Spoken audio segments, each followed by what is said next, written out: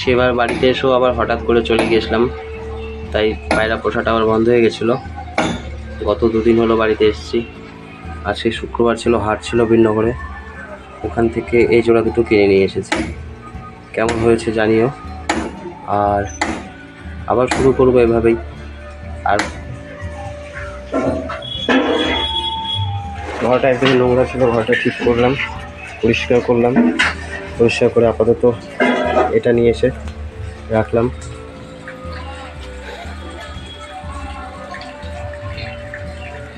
আমাদের এখানে এই লক্ষা দুটো আমার কাছ থেকে 1100 টাকা নিয়েছে। দামটা কীরকম হয়েছে সেটাও জানিও। তোমাদের ওখানে কীরকম কী দাম?